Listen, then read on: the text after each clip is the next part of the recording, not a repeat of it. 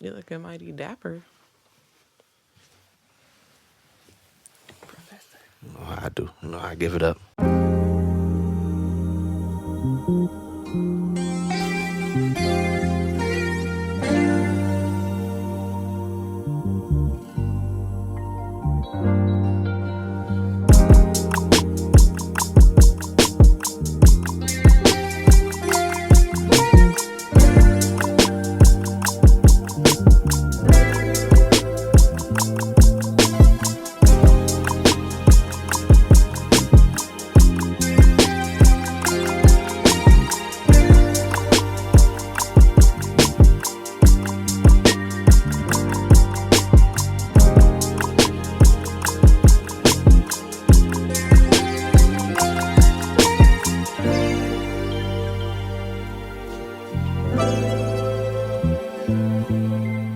All right, how everybody doing out there, man? We back again. New episode. Your boy TJ Lindsay here with my beautiful wife.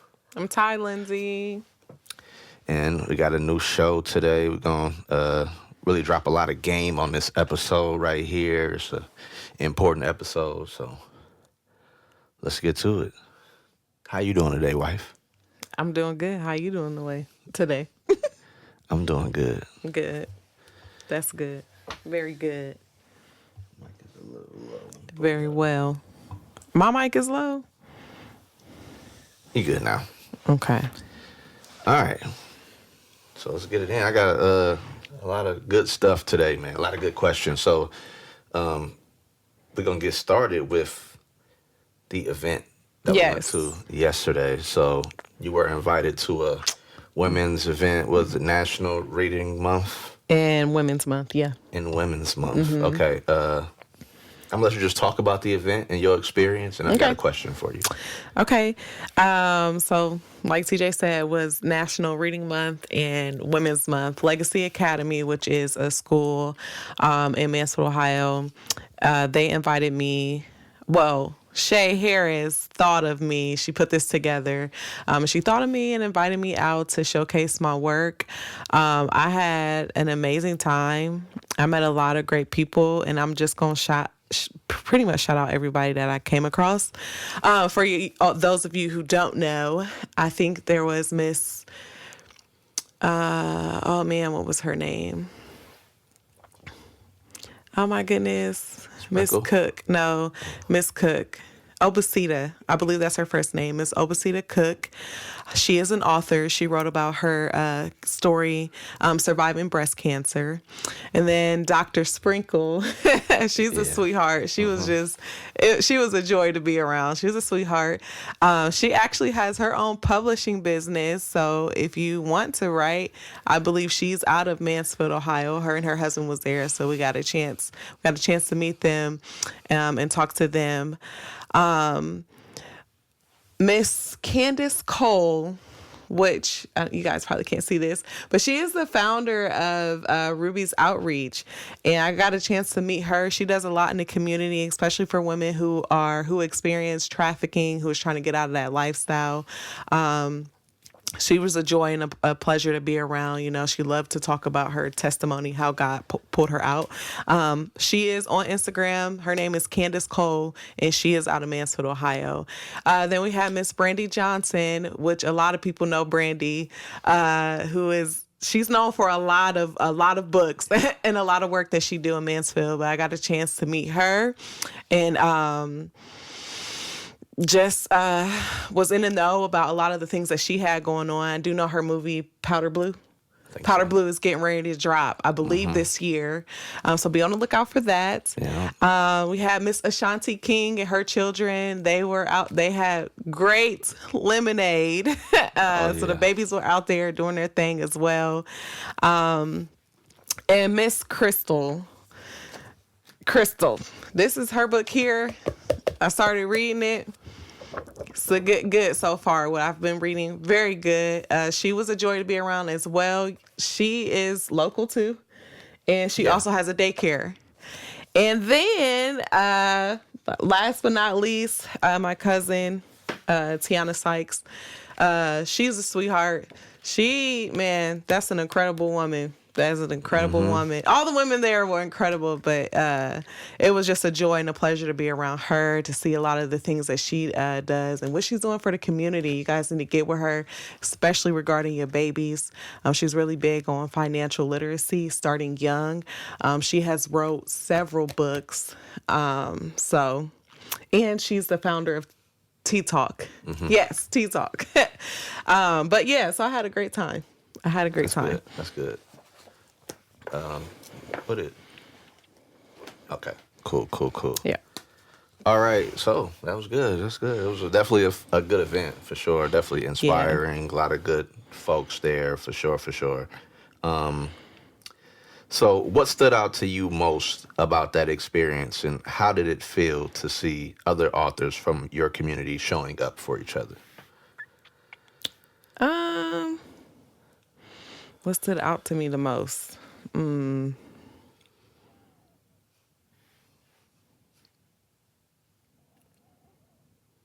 don't know. That's an interesting question. I don't know. I would have to think on that. You kind of hit me with a through in there. All right. How did it feel to see other authors from your community showing up for each other? It was a good feeling. Yeah, it was a good feeling. Okay. All right. Well, simple. But yeah. Thank you, Shay, for inviting us out. Thank you so much for having us. It was a great event for sure. I think it's always important to, get those type of events together in the community. So, and we're gonna talk a lot about that today. So yes. Let's go ahead and move forward. So, recently, there was a post that it was viral a few years ago, but it's just now starting to come back with Birdman. When he was in a prison, he was talking to some inmates, and one of the inmates asked him, he told him, well, we need some literature, we need books in the prison. And Birdman he basically said, that ain't gonna help you pretty much. You know what I'm saying? I could help you more than a book's gonna help you. And I feel like that was something that highlights what we were trying to combat during the National Reader event, which is to get the kids reading again, to get people more focused on reading and to understand the importance of reading, because it's very substantial, especially within like the prison system. They say that if a kid can't read by the time they're in the third grade, they have a 70% chance of going to prison in their life.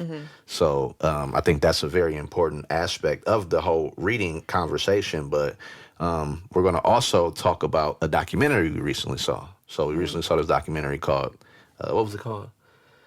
The Death of Recess? Oh, yeah. Yeah. So we watched this documentary called The Death of Recess. It's on the Angel app. And they talked about how recess is correlated to test scores, and how if these kids don't get an outlet, they're not really good at sitting still all day.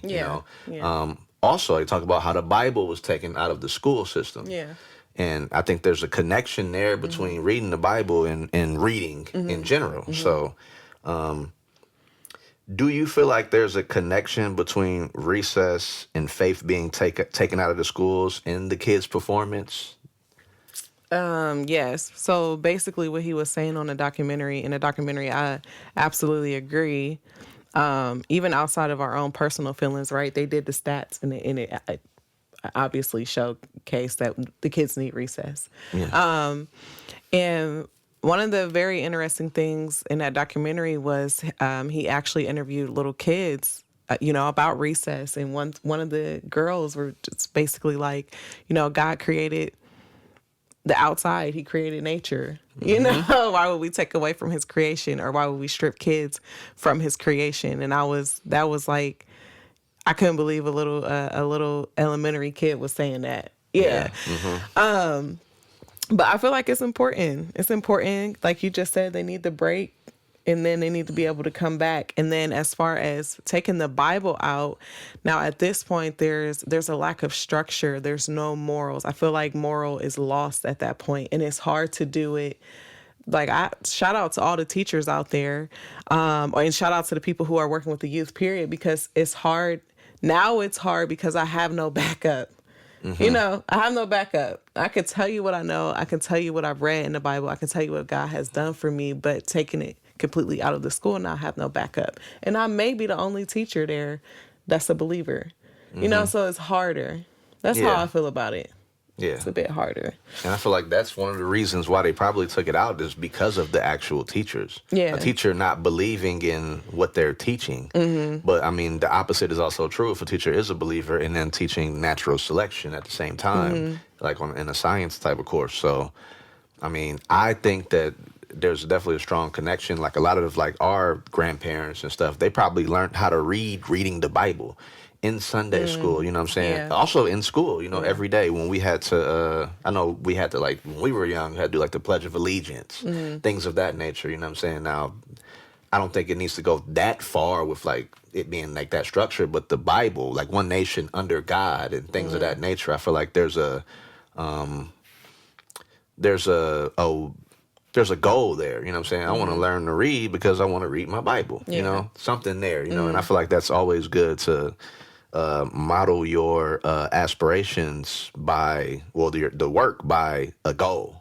So, so there's a saying in the Black community, going back to the reading event and as well as this school stuff, if you want to hide something from a Black person, you put it in a book. Why do you think this saying exists? And more importantly, is it true? Just for a Black person? That's the phrase. If you want to hide something from a Black person, you put it in a book.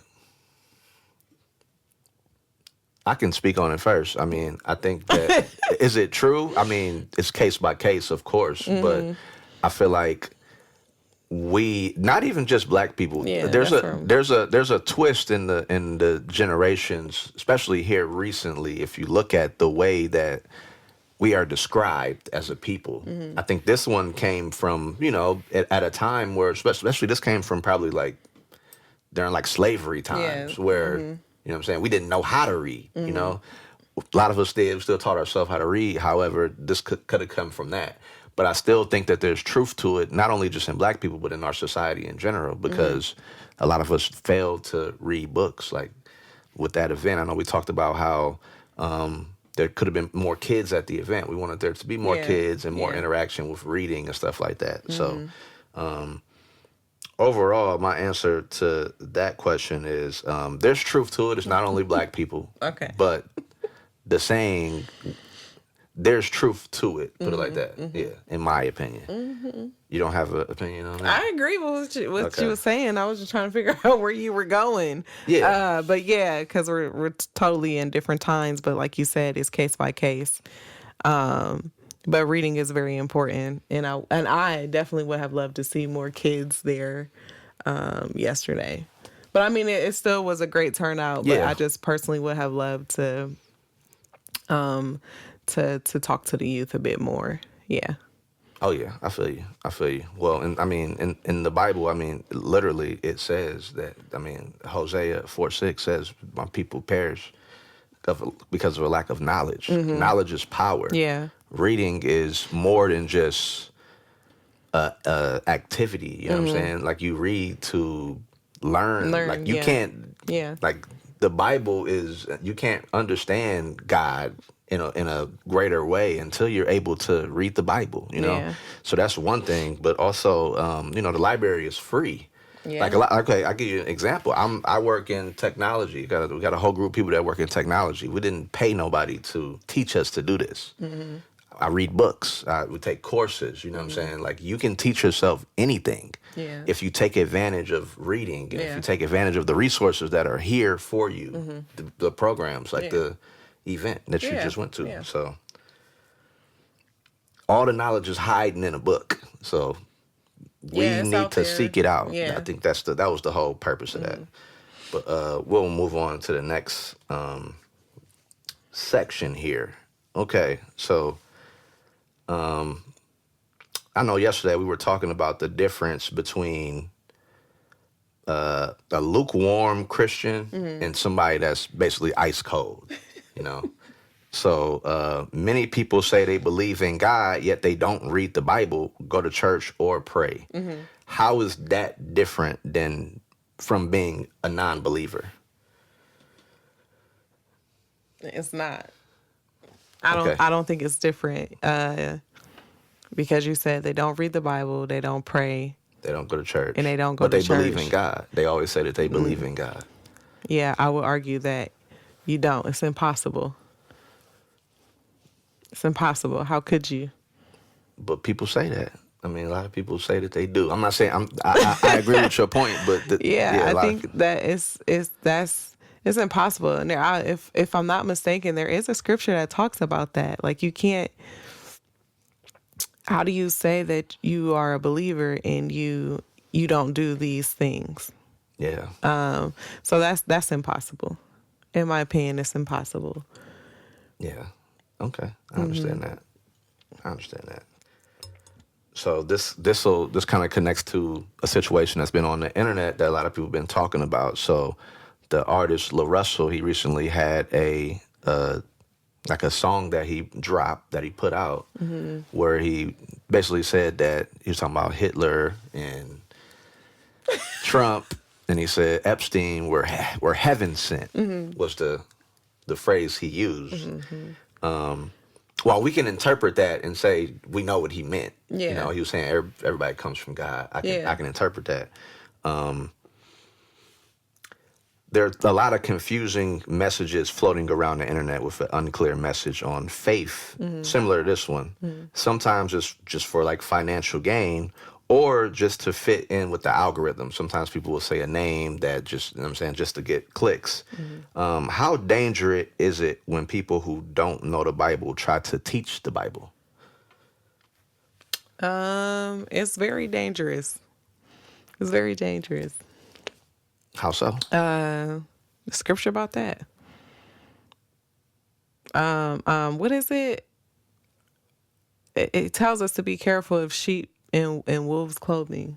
Am I saying it right? Yeah. I believe so, yeah. But that's basically what you are. Yeah. If you're out here trying to teach something, you're out here trying to teach the word or talk about God and you don't practice none of it. Yeah. Like that's dangerous, and you have to deal with God about that. You have to see Him about that. Yeah, that's facts. Yeah. So you never know, and the reason why, and then it's not even like why you shouldn't even play with it. You just shouldn't even play with it because you never know. You're responsible for people's blood. Yeah. Like that blood is now in your hands. You never know. You can come to somebody because you want to play with the Lord's name, you might give off a wrong message. And now this person, you gave it to this person, and this person may walk away from the faith just based off of what you said. Like you just never know. And so that's when it becomes dangerous because you have to answer to that. You're going to have to, now their blood is on your hands. You have to answer to that. Yeah. And yeah. He going to see you about that. Yeah. So that's a dangerous game.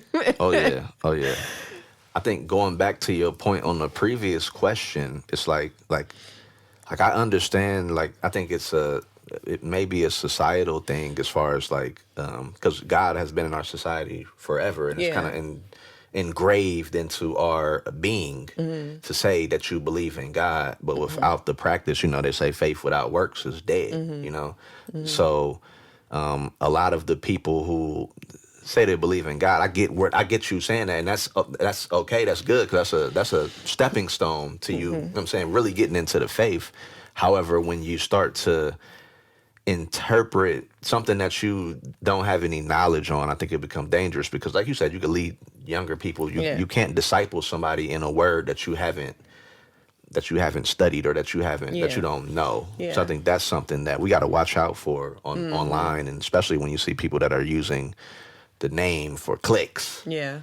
And for views and for memberships and stuff like that, and people who are not following through and leading people in the wrong direction, I feel like it's going down right now. Like that can definitely be very dangerous. And that leads me to the next thing. So on that same note, there are false experts all over the internet. You have unmarried people giving marriage advice. You have people who have never played basketball. This one's special to me. Giving basketball advice. You got non-doctors giving medical advice. Why are we letting people with the least experience in these subjects become the loudest voices? And this you can take this back to people in the Bible as well, but with everything, we're starting to see this. Like, how are we letting them get away with this stuff? Because that's just where we are at as a society. That's what society does. I know in China they now don't let you do that on like TikTok and on you have to have credentials to say certain stuff in different societies. You can't just speak to speak, you know what I'm saying? You have to be of that thing before you are teaching people, because you're just leading people astray, and there's just a lot of confusion out there. And I know me for sure, but like I said, the basketball thing is kind of close to me, because I see a lot of people is like they got these insane basketball takes and they experts on basketball and they just have never played the game. You know what I'm saying? I see it and it's like I don't know, like that kind of bothers me, but not for my own sake, because I know the game and I can decipher, but for the next person that's coming up, not only in just like basketball, but in the faith and in just knowledge. People are literally online telling lies, not getting fact checked. Yeah. Nobody's checking the facts. Nobody's saying anything. They're just out here saying stuff. Yeah. And that's why it's like the Iran thing. Like if you look on Twitter, like there's a lot of just lies about the wars, like just lie. And nobody is fact checking this stuff. So when you look up, it's like you get a distorted view of everything. That's why, like with the whole Russell thing, people will take what somebody said and they'll interpret it the wrong way. You know what I'm saying? And the intention might not even be wrong by the person that's saying it, but because it's not coming from somebody that actually knew what they was talking about, they mislead the people. So yeah, I think you answered it. No one's fact checking. Yeah, nobody's saying nothing, because you can't. And I don't know. We've gotten, like, society, it just gets worse and worse. Like, we just go with whatever, like, and that's crazy to me. Without asking questions, that's crazy to me. That we've moved so far away from that. And we wonder why it is the way that it is. Yeah, that's crazy. Like, we look at our problems that we have in the society. Look at the people who are the loudest voices. They're literally just saying stuff that they heard somebody else say. They're not, again, they're not reading. Yeah. They're not doing the research. Yeah. They're not actually insiders into any of this information. They're just saying stuff. And that is causing confusion. It's causing the kids to have a warped reality of how it really is, in my opinion. Yeah. It's a big problem, but we'll move on to the next one. So the last segment here. We're going through these quick. That's good. Okay. Okay. I got to go ahead and shout this out. There were a lot of husbands in the building at the event. Shout out to the husbands at the event. Supporting their wives. How important is it to have spouses as well as people in your corner show up for you in life? It's very important. Because you always want to feel supported, so it's like I can't really like explain it or describe my feelings towards it, but it is very important that you have support. If you don't have support, then you, at some point, I think a lot of people, you pretty much suffer from, well, you want to give up pretty much. You're more quicker to give up. So support is important. I don't know how else to answer that other than it's important. Yeah. I agree with you there. It's a foundation. It's a building block of you wanting to take it further. I know when I was playing like basketball, seeing my parents in the crowd was, you know what I'm saying, it was important to me. And, when I was just doing anything, having my wife there to support me is always good. Just having somebody to say, good job. Yeah. Even if you didn't do the best job, that's important to me, especially when you're trying to do something in your life. Yeah. So as far as community, so when we were in San Diego, we met the director of a community garden called Project New Village. And it's truly inspiring to see how they are always doing events, selling food, and supporting one another. what's stopping us from creating these spaces here? Um, there's a lack of support. You don't have there's people who don't want to. I just don't want to, and I'm not going to. You know, people support and show up for what they support and want to show up for. And I hope that's another thing with the whole support situation. Like, if you're the person that's doing it, right, whatever it is that you may be doing, you're more than likely 9 times out of 10, you're going to want support from your loved ones or your closest friends. And a lot of times that's just not going to happen. Yeah. And you have to be okay with that's why you need to get married. That's why marriage is important. It's me saying you need to get married, but that's why marriage is important. A lot of people say, well, what are one of the benefits? That's one of the benefits.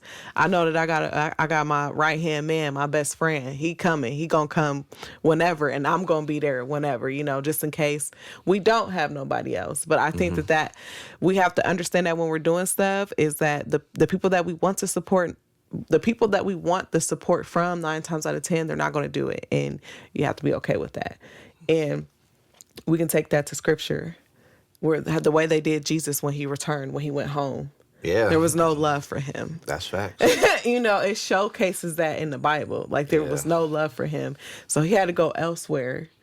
And these people loved him. You know, his disciples, they loved him. Yeah. And he didn't need his hometown and all of them that he grew up with at that point. Yeah. But I think for us, the struggle is just that people just don't want to. People support what they want to support. And I'm big on going where the support is. Yeah. Go wherever the support is. Yeah. Yeah. I feel you there. I think one thing, but before I move on to that, they tried to JGs. That was crazy. They tried to JGs. Yeah. That's crazy. When I read that, it's like, dang, okay. But I think one thing for me, as doing everything I've done coming up, is that you have to change the mindset. Instead of doing it for people, you got to do it for yourself. You have to have a reason bigger than doing it for everybody else to sustain. Yeah. You know, you have to understand that I'm here for a reason. Yeah. You know what I'm saying? That's greater than the understanding of those who may not support it in this moment. And you have to believe that the right people will show up if you continue to do the work. Yeah. So I think that that's important. But if you do it so that somebody would be like, good job, T, outside of my wife and my family, then you're going to always be disappointed with the support that you get. Because there's a greater purpose. I know for me, I'm more so, and I can be frustrated and irritated, but I'm going to keep doing it because I understand there's a greater purpose. And I'm doing it for a reason. It's not just for somebody to say, like you just said, good job. Yeah, exactly. It's not for that. It's literally, it's service work. It's service. I'm going to serve the people because that's just where my heart is at, you know, despite the support or the lack of support. I got a calling. This is my calling. So that calling is louder than any voice in this room. You know, I'm here to do this. I was called to do this. Yeah, and speaking of that, I had so I'm a part of the collective, and it's like I was just gonna keep going, but the collective, if you look it up on IG, you'll see Charlotte. She's from England. She's like a fierce leader, and she always speak about God. And I joined her 5-course session that we've been going through. We're on course 3, but ironically, she was talking about that today, and she was talking about how people go about life saying, well, I don't know what my purpose is. And she made it very clear, like, a lot of people, especially if you believe in God, like, your sole purpose is to build, and you have to have that mindset. It's to build. Like, no matter what you're doing, no matter what your job is, your 9 to 5, no matter what that is, that you being a believer of God, you've been called to build. And so that's like a mindset that I carry with me. Like, it's not even for me. Yeah. I'm going to serve, and I'm going to build however way I see fit. Yeah. It's bigger than me. It's like going into the store and you asking the employee, you know what I'm saying, to do something for you that they ain't supposed to do. And they say it's beyond me. You know what I'm saying? It's bigger than me. This purpose that I'm doing right here it's beyond me. You know what I'm saying? I'm here. I'm showing up for Yeah. When we were in San Diego, we met the director of a community garden called Project New Village. And it's truly inspiring to see how they are always doing events, selling food, and supporting one another. What stops us from creating these spaces here? A lack of support, I would say. Okay. Yeah, when you don't have the support, you don't like. It's hard for you to keep going without the support. So I think that's the biggest thing. There's no support. There's a lack of support. A lot of people chalk it up to it's not worth it as well. Like, let's say you do throw this event and you put resources into it and you see people not coming out to support, that is one reason why a lot of people may pull back on stuff like that. Yeah. I think the right people is always important. So you gotta find your community. Yeah.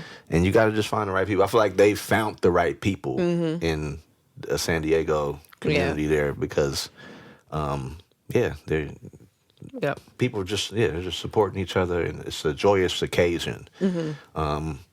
We got to get to, what's stopping us. I think it's the support, and like we talked about earlier, like in order for you to do something like that without that support, it's impossible. You'd have to literally do it over and over and over and over and over again with no result, and that's insanity. But I think that, it just takes more support. Yeah. And I think people know about it. I think it's not even the message, because the message is out there. The message is clear. People know that these things exist, but they just choose not to support them, which is sad, but Yep. But you got to go to where like you were talking about with Jesus. Where support and all that. Yeah. Exactly. You got to go where to support is. Yeah, exactly. Okay. There are some people who have a village and don't use it, and there are people who are looking for a village and don't have it. In your opinion, which one is worse, and how do we fix it?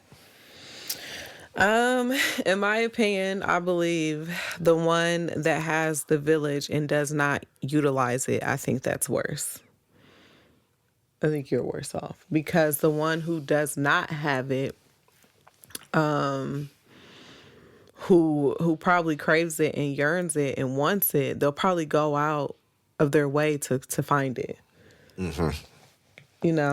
But I just feel like the one that has it but don't utilize it, it's just worse, because you have it, it's right there. Yeah. I think we live in a society of what's the word, contrarians. A lot of people are contrary. Like, if I start something that is we love the color red, you know what I'm saying? Somebody's going to start something that say, well, we love the color green. You know what I'm saying? Yeah. There's always going to be a contrarian no matter what it is. We want to support Ohio State Buckeyes. Somebody's going to come and start a club and say, well, we love Michigan. We have too many contrarians in the world, and that's why we can't come together, because there's always somebody trying to create a adversary to your movement instead of joining your movement. You know what I'm saying? We don't need a million LLCs. I hear too many people talking about LLC. You know what I'm saying? We don't need a million LLCs. We need businesses, because the LLC is just the paperwork. We need businesses, and we don't work together because we all want to do our own thing. We all want to do, I want to do what you do, but not with you. I want to do it my own way. Yeah, and that's crazy. You should want to do it with that person. I mean, like for the event, we're surrounded by authors and other women that did other things, but there were authors there. We all write. Exactly. And I can't imagine saying, well, I'm not going to purchase your book, or I'm not going to support you at all, because we do the same thing. Like, so. Exactly. Yeah. Let's start a conglomerate. Yeah. Of this. Let's come together. You know what I'm saying? Like, that's the issue. That's going to help you support as well. So, yeah, other people have to, so whatever it is that you're doing, whatever your field of work is, you got to be willing to support other people that's doing the same thing that you're doing. Yeah. Especially if you don't have a lot of support, to me, because I feel like when you create that community, now this person that you've bonded with, this person came out and supported, but now it's like a connectivity thing. It's like different connections now. Now, Yeah. a person that supported this person that you're working with, now they see your work and they're like, oh, okay, let me see Exactly. what you got going on too. Like, and that's just how it works. You got to be willing to just support one another. I think that that's what's hurting us. There's just a lack of support. I remember I heard it was like a Gillian Wallow where they was talking about, well, I can't turn you on to my business because you might leave me for, you know what I'm saying? It's like me not open up a door for somebody that's in the same industry as me because I'm scared they gonna take over.